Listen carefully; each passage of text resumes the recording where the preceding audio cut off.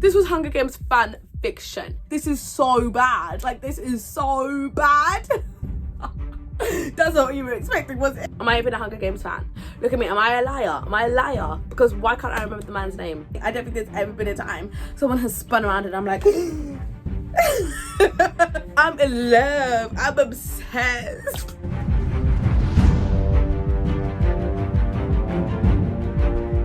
Hey guys, so this vlog is going to be me reading the 2023 releases that have been compared to, in some form or another, Hunger Games. If this is the first video, then welcome, but if this isn't the first video of mine that you're watching, then you'll know that I love me some Hunger Games. Right? And it's the book that got me into reading. And so this year I decided to try and read some books that were compared to it. However, it wasn't that successful. And the conclusion is the 3 books that I'm going to be talking to you is about the 2023 releases. However, at first I just started more broadly and said any releases. And this is how that went. Right now, I'm about to start Battle Royale. I've listened to the prologue, not even the prologue, I've listened to the pre-prologue so far, and it's got a list of all the characters, of which I would immediately note that there's like almost double the amount that there are in Hunger Games, and I think that might potentially be hard to keep track of because they were listing all the names and I can't even tell you one of the names off the list. I lied to you guys, big time, big time. I'm going to read this instead. I've decided that because of what I was saying about the cultural differences with the names, I think it's best for me to read along physically so I can fully get invested in the characters. So in order to give that its full like proper chance, I'm going to read all of Us Villains because yeah, that makes more sense to me. It was recommended by Sam. She absolutely freaking loved this, absolutely loved it, and as you can see here, it's a TikTok sensation. According to Scribd, I'm 25% of the way through, and I just gave up. I just wasn't enjoying it. I was in a super massive slump. Like, this was the last thing that I was attempting to read before I went into my slump. Readers. The cottage contains a collection of survival spells that... Wrung out from taunting herself, Bryony pitched the paperback across the ruins. It splashed into a puddle, and she didn't care enough to retrieve it. She hadn't come here to punish herself. After talking to Reed Tavish, she thought that reading a tradition of tragedy might make her see the tournament in a new light, help her find some sort of evidence to prove to be... So as you can see, it was a failure. It was a failure. It took me months, and where are we now? We're months and months and months later. It's now winter. That was summer. So that didn't work. And so then later on in the year, I decided to come back to this idea because I still wanted to do something along the lines of this. And at this point, there were more releases and there were more things that people kept comparing to Hunger Games. And I thought, well, why don't we start from scratch? And why don't we go for things that have been compared to Hunger Games that were released this year? So it's like a modern take on Hunger Games. And I won't talk any longer because this is a long video. And you can just come with me on the ride into seeing what do the new girlies have to offer when it comes to Hunger Games. Hey guys, I'm just coming to say that I have edited out the section where I talk about fulfilling from this video because of Rebecca Yaros and her thoughts and comments and opinions on Palestine, the genocide in Palestine. Yeah, I've decided, no, I don't want to promote, even though I'm not necessarily promoting, but even by talking about it, I just don't want to promote her on my channel publicly.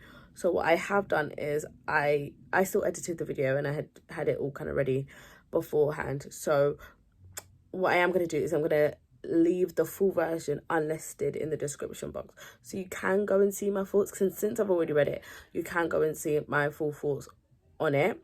However, yeah, at least when you go into that, you know my thoughts on the whole subject, and it's like no one can find it publicly. If they're gonna find this video, they're gonna find this one. You don't have to go watch it. In fact, feel free to welcome and stay if you don't want that energy. If you don't want any of her energy around, then that's okay. You're welcome. There are still references to fulfilling in the rest of this video, however, because chronologically I'd already read it and it was still in my mind, so you will see me refer to fulfilling later on in this video. So if you wonder like where did that come from, that's where that comes from. I've decided to also include a quick summary, my key highlight thoughts, just so that it makes sense for any references that I make later on. But yeah, I hope you enjoy this video anyways. It might seem a bit itty bitty, but it was a concept that I still wanted to do, as you can see by like how long I've been trying to do this video. So I wasn't gonna let that stop me from posting it. So here we are. Hope you enjoy. Because the first scene with them actually had me gasping on the toilet. I was like, this must be a lie. This must be a trick. I was laughing. I was like, this is so bad. Like, this is so bad. That's not what you were expecting, was it? I was literally laughing. I was rolling. I was rolling on the toilet. But I was like, this is so bad. Like, are you joking me? Are you joking me? It's the next day. It's the next day. And I'm in love. I'm obsessed. Oh, guys, no, the quick descent from this is ridiculous. Like, I never told you what I thought at the end because of the fact that, like, I didn't love the ending. And I said I was obsessed a second ago, but now I finished it and I don't actually enjoy it that much. And the more distance that I've had from it, the more I'm firmly in the camp of it weren't that great. I've ordered the Iron Flame and Fourth Wing just as I was in that middle of obsession and it was in the middle of the night. And that's what you should do, impulse purchasing. And I want to return it because there are better things that I can spend £20 on.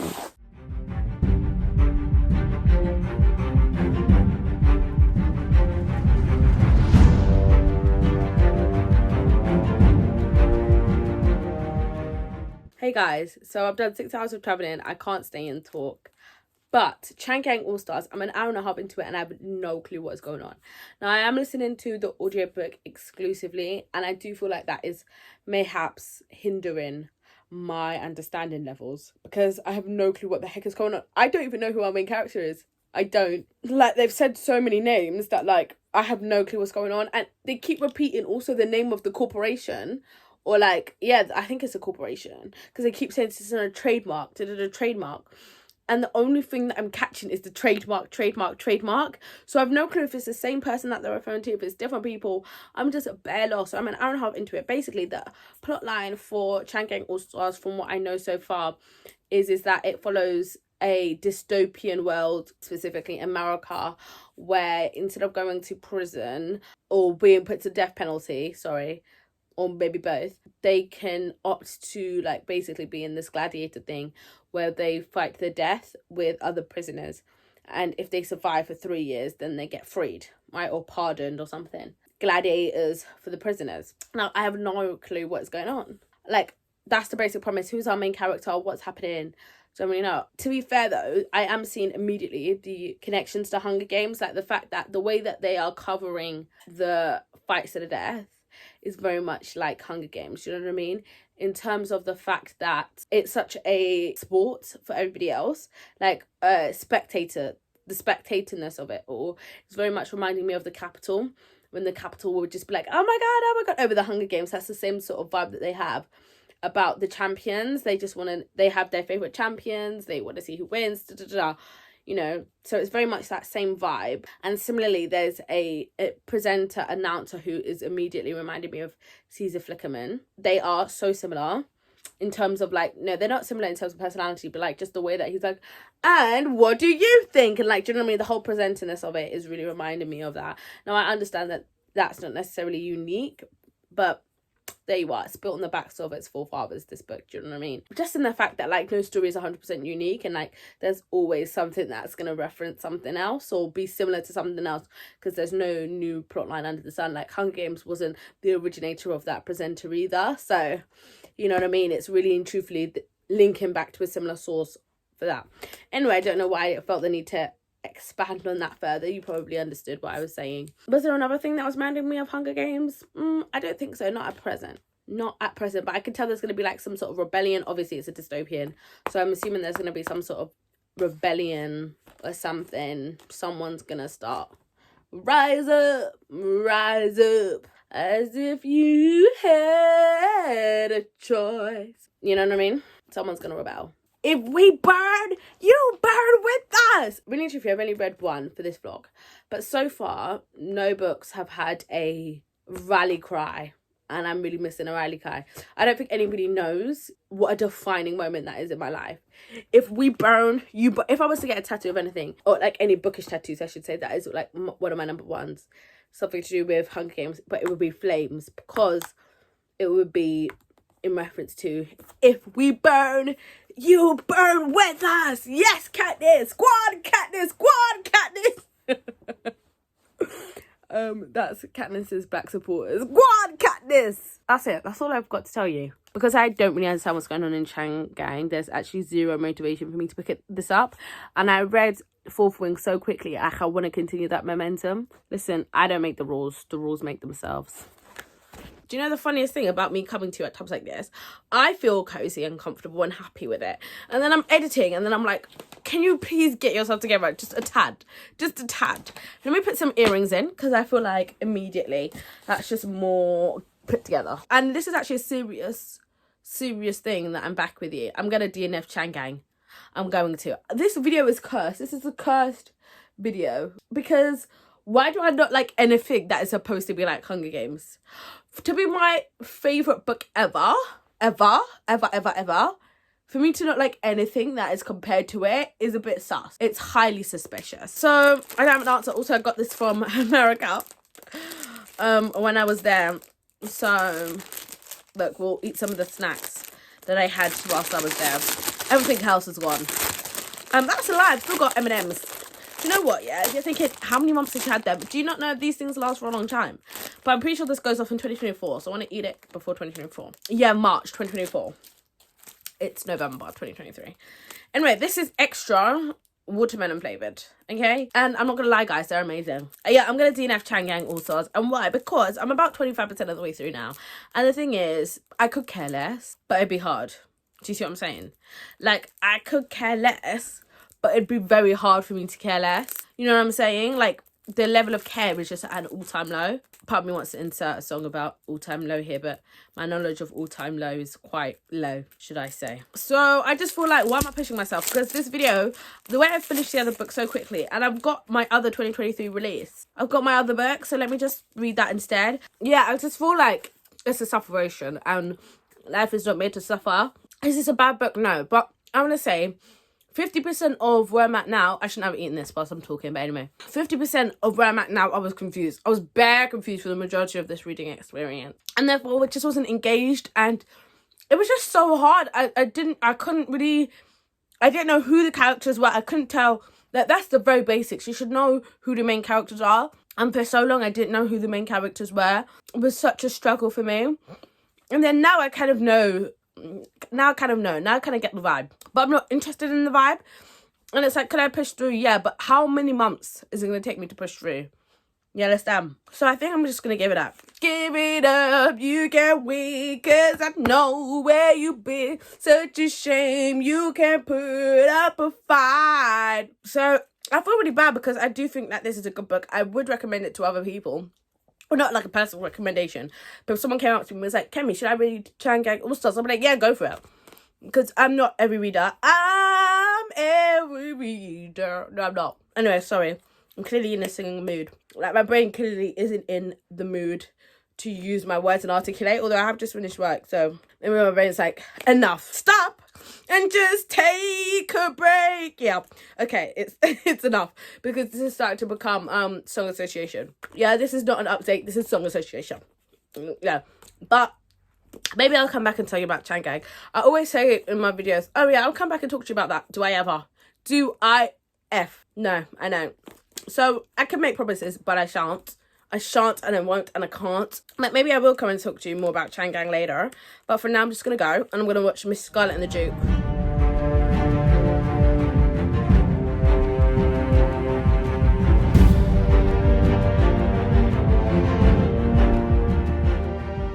Hey guys, I've got crackling fire going. I just did another update, so... Boom. Why I felt the need to do that, I have no clue, but I did, and we are here now.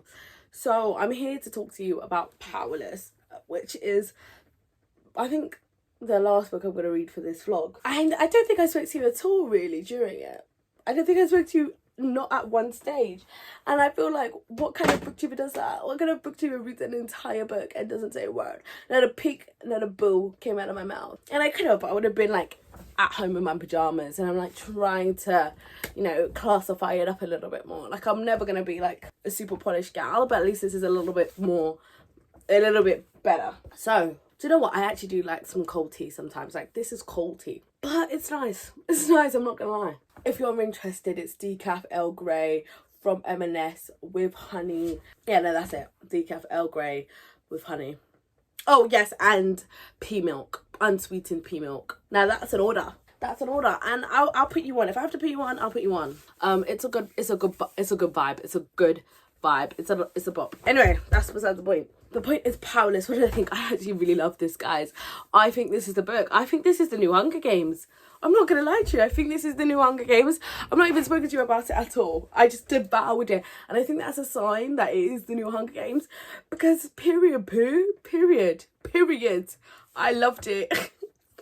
As in, I devoured it. And it wasn't like full thing where I was devouring it. And then I was sitting there like, why am I loving this? Like, what is actually going on? It was like, I was devouring it. And I was like, yeah, as I should. I don't know. It's just, I think it's just a vibe that I need, really, because I'm just flying through books at the moment. And, well, I'm not flying through them at the pace that I used to, but like ever since I got my new job, I've got my new job role, my reading pace has really slowed down, and it's been really comforting to read these fast books for me to fly through. Anyway, I say that like I wasn't in a massive slump before I got this job role. So, but yeah, so overall, let me tell you what it's about. I don't think I've told you what it's about. Powerless, the best way to describe it is that there's this world where there was a plague a couple years ago. I think like 30 years ago, there was this plague and loads of people died. And this country was basically walled off from all other surrounding areas in order to try and minimize the spread of this plague. And many people died, but the people who didn't survive, a lot of them developed powers, right? And they became the elite. And they were the majority. It was like the majority of people became elites. But then there were some people who just survived. They just survived and carried on life as normal. A couple of years after that, then there's another sickness, but it's a mild sickness, but it's just a sickness. And the king capitalizes on this opportunity and is like, it's the survivors. The survivors are the ones who are draining our powers, right? And they need to go. You have one night to get out of our country, make it to the borders, or we're killing you all. And so he has done. And so this book follows a girl who is a ordinary. She don't have no powers, and she's hiding the fact that she doesn't have no powers. She's a thief. She's a street rat, basically. It's very much the first scenes of the book is giving Aladdin, right? One jump ahead of it was very much Aladdin. I was like, what? It was Aladdin coded, basically. So if you like Aladdin, you'll very much like the opening scenes of this book. A very, very, very good street urchin. So anyway, one day when she's being a thief, she steals from the king's second son, and therefore he's the enforcer. He's the person who does all the killing and torturing for the king. He's not the heir, he's the spare. And then one day they have an altercation, and then she ends up displaying her fighting capabilities, and as a result she gets drafted into some trials. I think that's all I'll tell you. That's more than I knew than going into it. And what I will say is, were there problems? Absolutely. I would say this is a problematic fave. Like, the problematic stuff is immediately, I didn't like how the black cook was done. There was a black cook, I believe. I'm pretty sure they called her dark-skinned. I don't know, it was too much. It was just like, it was too caricaturish, too much, very much leaning into the stereotypes. You can just imagine. There were lots of other, like, people that were described as dark-skinned. I felt like everybody was dark-skinned, and then that was the only description we got of them. But then again, there was one girl who all I knew about her was the fact that she had violet hair. So it was like, you know, let's not really rely on the best descriptions here. How were the black characters done?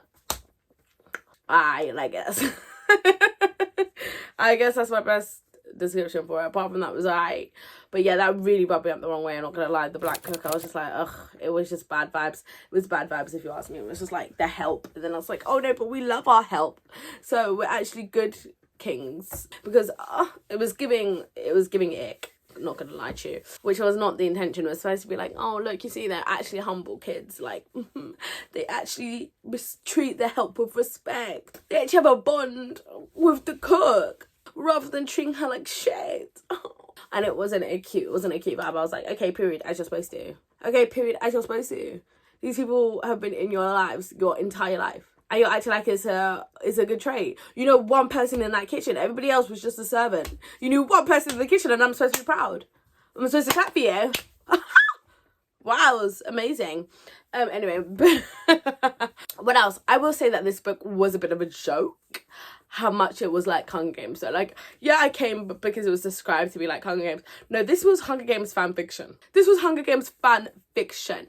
It was so bad. Like, to be honest, can I tell you, so many things of this book I felt were like clearly heavily inspired by other things. Like, I could just like grab so many references and so many things. Like, nothing in this book was original, and I know no book is original, but it was just like so obvious. It was just like, I was sitting there and I was like, are we actually for real? I was looking around like, what?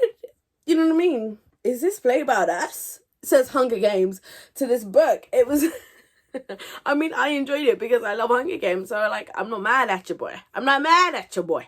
But like, it was a lot. Like, for example, oh my god, it was the small things. Can I even remember now? I should have stopped and filmed at the time, but there were so many things. Oh, first of all, it was like when she found out about the trials and then she got whisked away straight away. She couldn't even stop to say goodbye, really. Like, they just whisked her away. She had a couple minutes to say goodbye, and I was like, Hunger Games.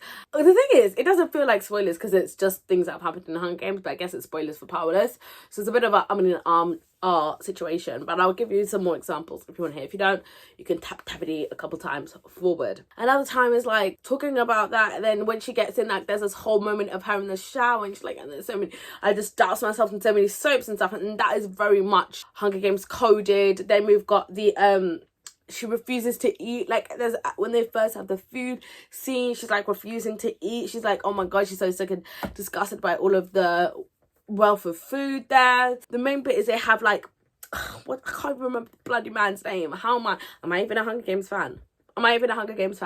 Look at me, am I a liar? Because why can't I remember the man's name? Caesar Flickerman. The pressure is getting wetter to remember his name. But there was very much a whole Caesar Flickerman moment where they all had to have an interview with someone, and then they're very much like playing off, and then the whole crowd is like, oh my god, they're trying to win the favor of the crowd. It was very strange. It was very much like Hunger Games. I was like, what is going on? And then she's like, no guys, wait. This was the moment where I was like, you've got to be kidding me. She's into archery. My girl does archery. She makes a bow of her own. She climbs trees. I was like, Katniss? What is happening? No, now it's starting to flood. It's all coming back. It's coming back to me now. Because it's all flooding back. All of the things, I was like, what? The first games was in the forest. And I was like, okay, it's still giving Hunger Games. But like, do you know what? It's fine. And then, yeah, so the first game was into the forest, and then she's climbing trees, and I'm thinking, again, Miss Katniss Everdeen. And then there's another moment where like he gets injured but he's fine, and then she gets injured really badly, and then she's like stumbling because there's water, there's a whole lake scene, and he's by the water, and then she comes stumbling to the water, and then he has to take care of her at the water. He has to heal her with a salve, and guess how he finds the salve? The salve is in a jar from the people apparently it was left, I don't know, it wasn't like a gift in the same way that the Hunger Games was parachutes. It was like they've strategically left gifts around the arena. They call it the arena as well. Anyway, they've strategically left gifts around the arena, and a salve. I don't know, there's like these all healing salves in these books. I don't understand it, but anyway, the people will be dying and they're like, don't worry, we got a salve. And I'm like, is it everything a salve? Anyway, I'm not into medicine. So there was a salve, and so that's how he manages to save her life with a salve by the water. And I'm like, is this actually Hunger Games? Like, is this actually Hunger Games though? No, because like, I will say that if you read All of Us Villains, I will say that the second trial very much reminds me of like If We Were Villains. Because, I don't know, it just I just feel like they were kind of similar. So you might like this. I think that if you like If We Were Villains, you would like this book, to be fair. I think that the crossover was there more than the crossover between Hunger Games and this book. This book was Hunger Games Part 2. And here's something that I'll have to say that I've just remembered in terms of reflection that I thought of at the time. And I guess we can bring everybody else back into the group now. Welcome back to the centre. This book really made me try and knuckle down and identify all of the things that I loved about Hunger Games, and I realised I technically have been doing everybody and all of the books a disservice when picking them up, because like Lizelle Sandbury said, I think that when people refer to things being like the Hunger Games, they're referring to the trials, like the actual Hunger Games. And whilst that is a big part of the book, I don't know if that's necessarily what makes the book for me. Do you know what I mean? I really did love the romance in Powerless, not even gonna lie, I really did. They got me with the romance. I was vibing.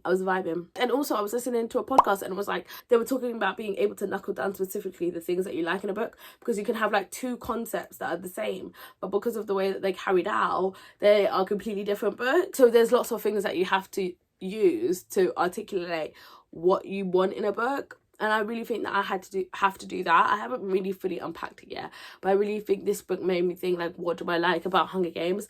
And I think that part of what I like is the fact that Katniss is a survivor. She's not trying to be no resistance person. She's not trying to be the chosen one. She's not trying to be a fighter to fight. Do you know what I mean? And in this book, in Powerless, I'll say she's more of a fighter. She's more of a scrapper. She wants to get involved in like, she's very much active against the oppression that's happening. I like the fact that Katniss is just like, I'm not involved, mate. I'm very much just like, peace. Like, all I'm trying to do is survive. Like, it's not even that she's it's not even like she's apolitical. She's just trying to survive. And it's just like, my main priority is me surviving and everyone that I love surviving. Politics can come later. And I think that's one of the things that I love. And in comparing a lot of these to Hunger Games, I think that is missing in a lot of these fantasy dystopian books. A lot of them are like, and like really like strong-willed characters. And yeah, I don't know, I just feel like I think I loved that more realism, and maybe it's just something that I resonate with. And in the fact that, like, do you know what I mean, it's not every day I wake up to be a fighter. You know what I mean? Sometimes it's like, I'm just trying to stick my head down and make it for the day. I'm just trying to get to my destination. Do you know what I mean? Like, so I don't know. I think that's one thing that I liked about Hunger Games that I think is different. Another thing that I like is how she's also a bit aromantic and a-spec. And I don't think I had really known how much this was an impact for me. But it is. Like, in all of these books, they meet the man and immediately they're like, he's so hot, he's so sexy. And I'm like, okay, babe, like, calm down. We've just met. I don't know, I just think that I kind of liked that dynamic. I haven't really come to terms with what I think about the aspecness and how much that really affected my enjoyment. So I'm going to have to, like, dwell on that a bit more and come back to it. But I do think it is a factor, so I'm just going to raise it here. But another main thing is the fact that Katniss is a badass. And that might sound really simplistic because a lot of these main characters are badasses. But the difference is between Katniss and these ones is that she is the strongest, right? But not even in a way of like, oh, she's got the biggest spawns. Like, it's just done in a very specific way. Whereas in both Fourth Wing and this book, the men are stronger than the females. There's this whole thing about in like Fourth Wing being like, oh, vicious, you violent little thing. And then this book was like, oh, you vicious little thing. And I was like, again, this is what I mean about Powerless, like literally just being like so many other books. Because even that, I was like, okay, this is reminding me of Fourth Wing. Like, there was literally nothing original about this book. But that's okay, because it managed to piece everything together in a nice package. You know what I mean? But anyway, yeah, back to what I was saying. All of the main characters currently that I've read, so basically Fourth Wing and this one, whilst they're all very much described as being fighters and, you know, very strong-willed, at the same time, the men are always stronger than them. At the same time, the men can always beat them if they wanted to. Peter could never. Like, let's not get it twisted. Nobody was under any illusion that Peter could ever beat Katniss.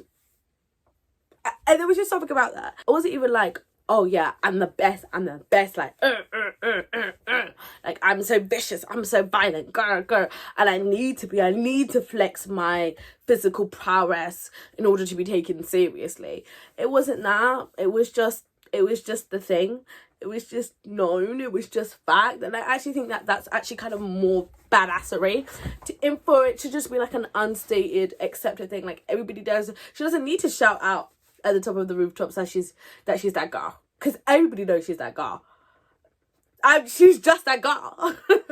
Even the statements like vicious little thing, violent little thing, it's like almost demeaning at the same time.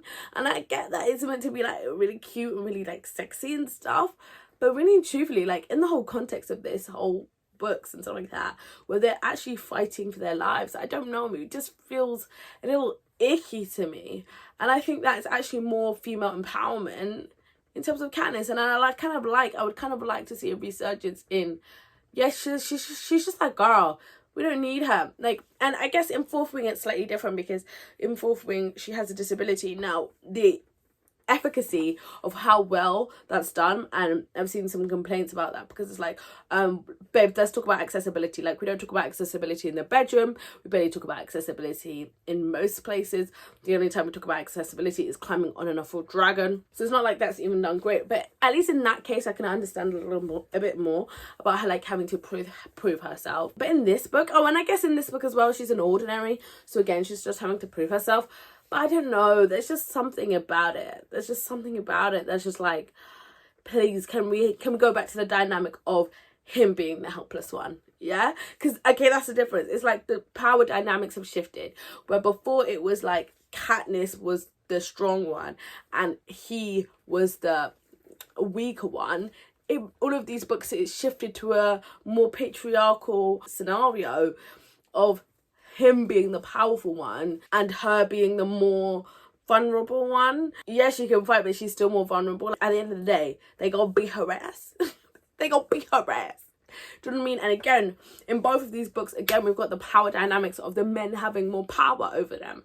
In terms of, in Fourth Wing, Xaden is literally her squadron leader. Bad vibes. Power dynamic at play.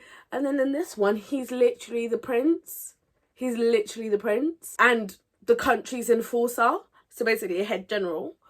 So again, I don't know. I think that's the point. I think I've kind of made my point there. I don't think I have to go into it in any further detail. So overall, what would I say? Powerless, I really enjoyed it. And the reason why I will say that to me this is a new Hunger Games is because of the fact that I really enjoyed it. The longevity will determine if this is the new Hunger Games, because that's really Hunger Games for me. It's the longevity, it's the long lastingness, it's the series, it's sequels, it's the whole series, it's everything about it that makes me love Hunger Games as much as it is. It's not just the one book on its own, and it wasn't just the first time that I read the first book that makes me love Hunger Games as much as I do. Do you know what I mean? It's everything. So with Powerless, I'm like, I had a really good time reading that first one. Is it the best book that I've ever read? No. Were there lots of problems that I found with it? Absolutely. I don't know, there's just certain things, and I can't even remember specifically at them right now, but like at the time I was just like, and like, as I said, nothing was new. Even the villain was called Blair, but she was rich, so it was giving very much Gossip Girl Blair. Do you know what I mean? Like, nothing was original in Powerless. Nothing. Like, absolutely not. So take your pennies, pick your choices. If you don't mind that, then absolutely go for it. And if you don't mind a little bit of like, let's just move on past that, let's just skim on past that part, then I would say you're gonna have a good time. Anyway, let me go. Or yeah, I want to go and have a final thoughts conclusion later. I know I've spoken a lot here because I speak a lot in general. Like, you're just gonna have to get used to the fact that your girl's a chatty girl. But yeah, I really enjoyed Powerless, and I'm really excited to read the sequel. I am really excited to read the sequel, period. But the difference is, and this is another thing, that's why I'm like, how good is this going to be compared to Hunger Games? Because Hunger Games, I thought Suzanne Collins was really good in managing to keep the thing that we liked consistent in each book. Whereas I'm scared, nervous, hesitant that Powerless is just going to be like any other fantasy trilogy, and now all of a sudden we're gonna go into some epic battle of like, we're gonna do this, and now we've got to tear down the power structures, and it's not gonna have any of that competition vibes anymore. And that's what we're here for. We're here for people in arenas. We're here to watch the kids die, unfortunately.